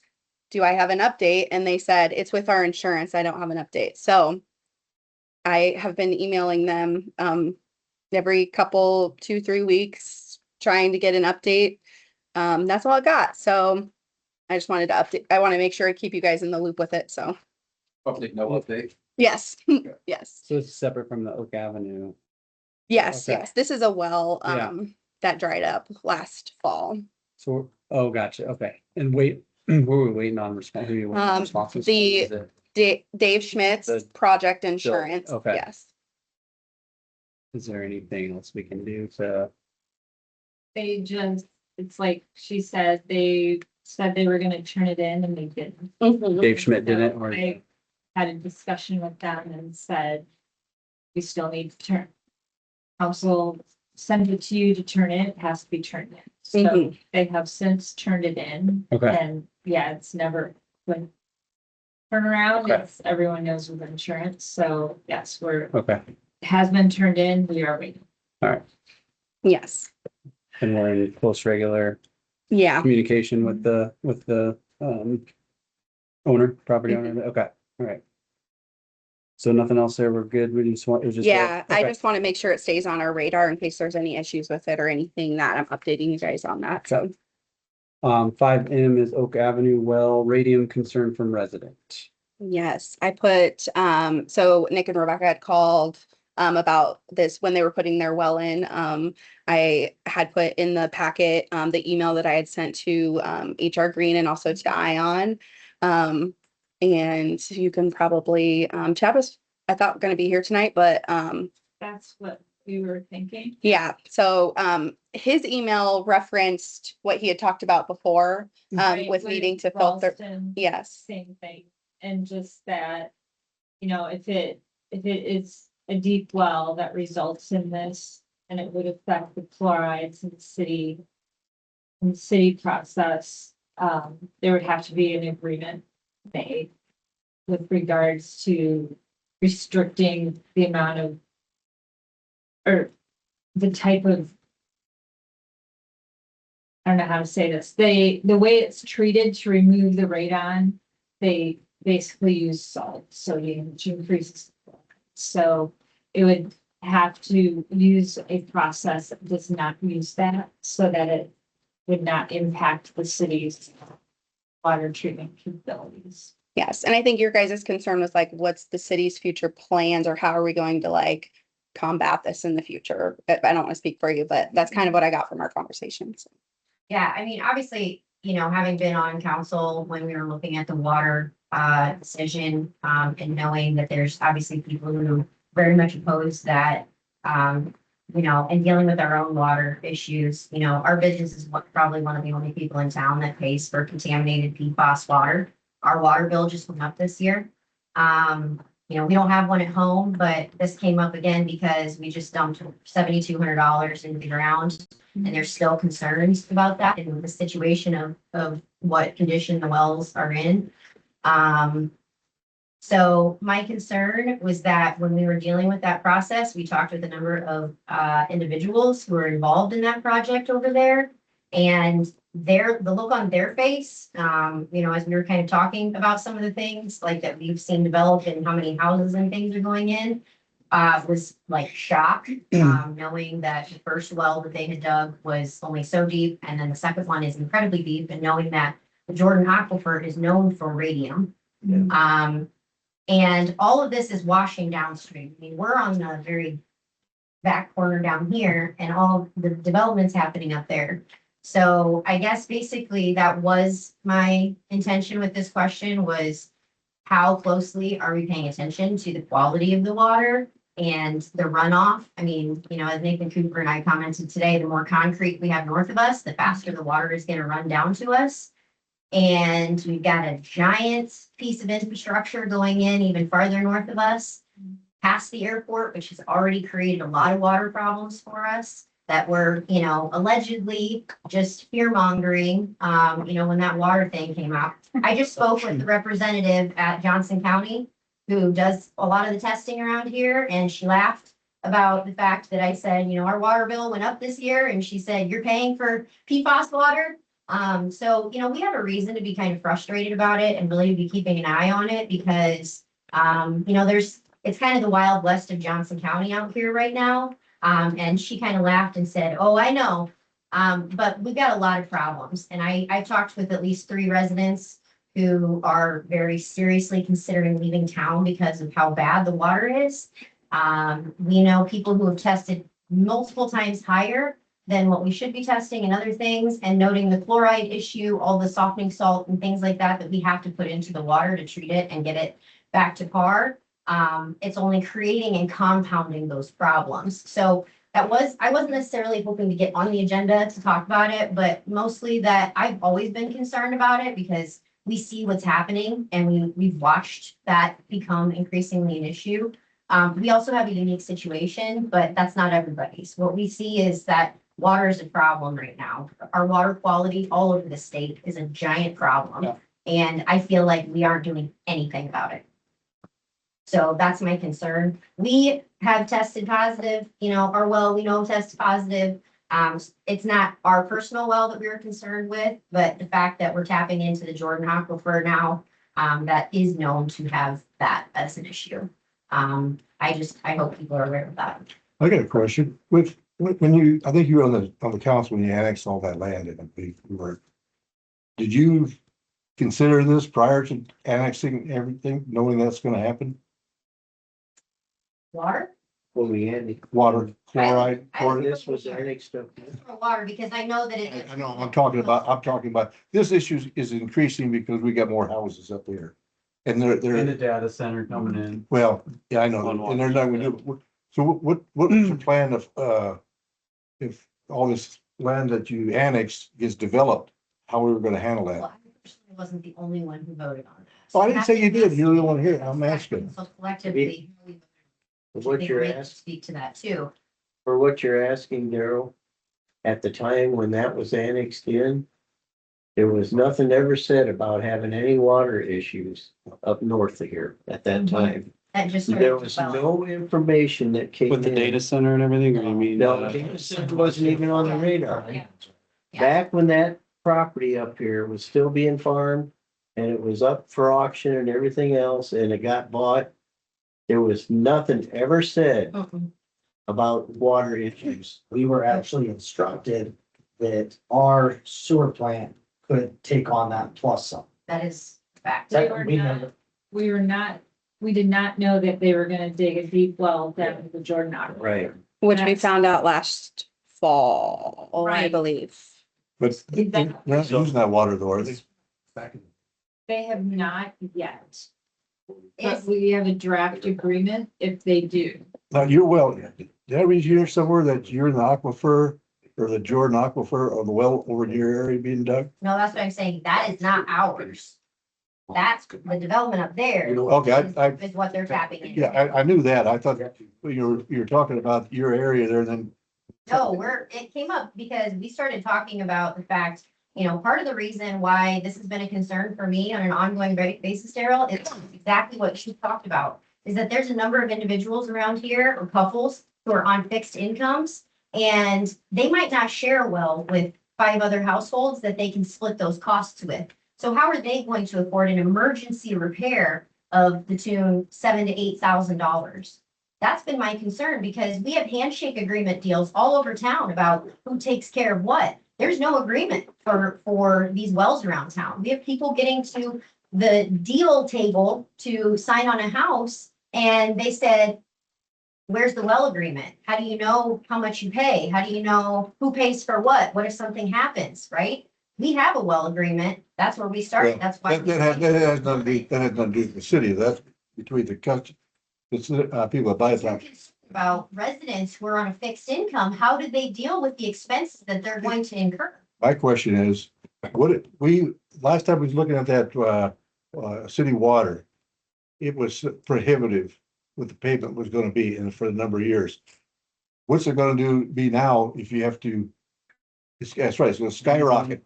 Nobody's gonna be able to afford it. And that's because now we gotta service all that our houses we've annexed in here. So do we, isn't it going to pretend that the water's not contaminated? Well, no, how are we gonna afford it? That's what my question. How are we gonna afford it? The thing about it is, we're not gonna do anything to the city water unless it's a vote again, and the last time we voted was 401 to 75. Okay, So, so let's pretend that it's not a city water issue. If my well dries up, I'm on a well with 4 other houses. If my well dries up, and let's say there's nothing stopping me from drilling into the Jordan Aquifer. If we decided we wanted to go deep, and now we have a radiant problem, we treat it, and now all of those chlorides are going downstream. What is the city gonna do about that part? Because that becomes. For the wastewater. Yep. The wastewater plant isn't built to handle people drilling Jordanian aquifer wells. okay, what can we do ahead of time though? Right. What is your answer? To what can we do right now? It's not my job to come up with an answer, Kurt. I know, what can we do as a council and as a city right now? If we don't know that anybody's gonna drill into the Jordan Aquifer and we're gonna have any problems, I mean, like today, like what can we do? There's nothing we can do right now. I mean, what can we do? Tell me. What do we do? If we get service all these houses, we're gonna have to go to the aquifer to get water to do it anyway then. It sounds like, the development up here, they had a study done, and once all the houses or lots are filled up, their wells aren't big enough to service the houses. So you're gonna have to go to the Jordan Aquifer anywhere to get the water. Where else you can get the water? Which we've already been informed that could be an issue going forward. That's right. And then the city would have to look into. But What Chad also, But- Mayon told us that we have the final say on what Yes. happens. But Chad also said it would have to be something with the developer up here would Yeah. have to incur costs Exactly. to fix that problem. We Yeah. have a draft agreement Yes. that we've sent to them already saying that they have to use, I believe it's like an ion exchange Yep. treatment. Okay. Rather than increasing chlorides, which that is much more expensive. Okay, Yeah. but that's the issue up here. And we've already discussed that before in previous meetings. When we talked with Chad. What we're hearing here is you already have certain places in town that may have contaminated wells, that they may have to go in and dig deeper, which is gonna cause us more issues if they're digging down to the Jordan Aquifer. Because we're gonna end up with the same problem. You're in a tight situation because the wells up here where all the private wells are is where you're getting PFAS. Mhm. Yes, Then you go deeper, that's the Jordan, and then you're dealing with the radium. And then every house that treats it with more softener salt, you flush more salt into the sewer system. yes. And that creates more problems, which is what Chad's saying. Yes. And that's the issue they're bringing up right now. Okay, well, what's the answer? And if the city's answer is we put agreements in place prohibiting the cheaper treatment option, then it's good for all of us as residents to know that if we drill a well like that, the city is going to require us to put in a much more expensive system. And if Yes, you want to explain that to all the residents, Including those on fixed incomes. that's fine. You want to tell That's- somebody there's a several $1,000s option or a several tens of thousands of dollar option. The city has decided that all of you have to pay the $10,000 option or the $20,000 option. That's fine. It's good to know that. It's good to know that That's that's. what Oh, residents want to be informed about is what's coming down the road because we're already getting in the wash now. Well, if the last vote was, where I was living, I was gonna be 117 years old before I even got water anyway, and I was gonna pay for it. You were like saying we shoulda, coulda, woulda. Yeah. I'm here to say it's gonna be a problem. I know it's gonna be a Because problem, we made this but we got to look, decision, so we got that to look forward to. how we gonna handle it? With the other option, be looking at, Plan. looking into what would it take to deal or upgrade the Wastewater treatment, plant. Yes. And I don't know, maybe we get numbers back and maybe It's that's the sewer something we have. treatment, why you say you have to be in, where are you gonna get the land? Yeah, that's, you're landlocked down there too. And that's gonna create a problem. Cause they had to buy a quarter acre off of me just to, Put that toward, right. Once again, that's where you go into the planning Right. stages saying, all right, well, do say, we have to look at buying property owners' land? not, and if you're gonna do it, you need to do it while it's reasonable. It's not reasonable now, but it's gonna get worse. I mean, we have a brush pile that we could get rid of.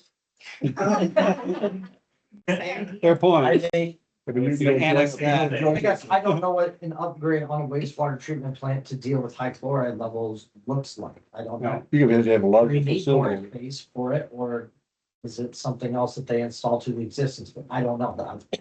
I'm wastewater guy. That'd be good to have someone. Just because you're expanding, Mhm. You said that's solar. have someone. Because they're doing, what, is like a 50% upgrade, if not a little bit bigger for their sewer treatment plant. Didn't Chad have some estimates? I don't remember. I I would thought he did. like to get some information from Chad or even higher up for what an upgrade to combat.